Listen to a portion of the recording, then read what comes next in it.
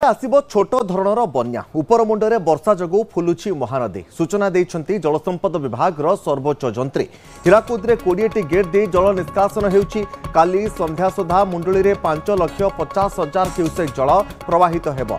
बुढ़ाबलंग बैतरणी समेत प्रमुख नदी विपद संकेत तले रही। केवल जलका नदी विपद संकेत उपरे अछि किंतु जलस्तर मध्य जलकारे धीरे धीरे कमुछि जहा एक आश्वस्तिकर खबर। तेबे आगामी 7 दिन जाए वर्षा नथिबारु स्थिति रे सुधार आसिबार मध्य यथेष्ट संभावना रही।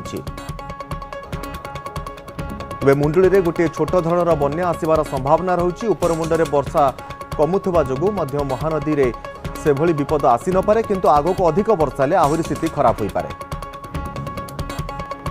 वर्तमान आमे ताकू जेहेतु हमर कमी गलानी इनफ्लो हमर तेणुकरी आउ 4टा गेट बंद करिया पे निष्पत्ति हेछि। खूब शीघ्र सेटा बंद मध्य होई जिवो। आउ ता फल रे हमर तळकू जो 24टा गेट खोला थिला ता द्वारा तळे हमर विभिन्न स्थान रे जलस्तर बढ़ी महानदी तलमुंडे जमी आप देखिए मुंडली 3,57,000 क्यूसेक 9टा बेले प्रवाहित होउची। बरमुंड 4 लाख खैरमाल 5,41,000 क्यूसेक जल वर्तमान 9टा बेले प्रवाहित होउतला। तेबे यही जो 24टा गेट खोला है हीराकुद ता फल जो बन्या जलटा आसीबो सेटा मुंडली रे आसंता काली संध्या 6टा बेलू प्रवेश करिवो। पाखापाखि 5,50,000 क्यूसेक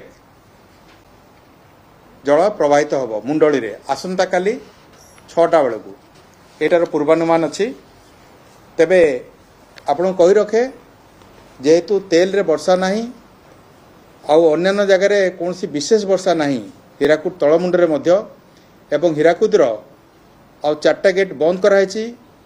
आगामी समय रे अधिक गेट बंद करा जेबो सेटा हम एनालिसिस करिक बंद करिवु। सेटा आउ बढ़ू नाही जल अधिक आउ ज्योति पशुला सेटा धीरे धीरे कमी आरंभ होलानी।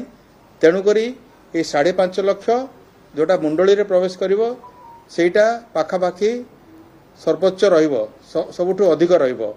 तापरे धीरे धीरे सेटा कमिवार आमे पूर्वानुमान करूछु।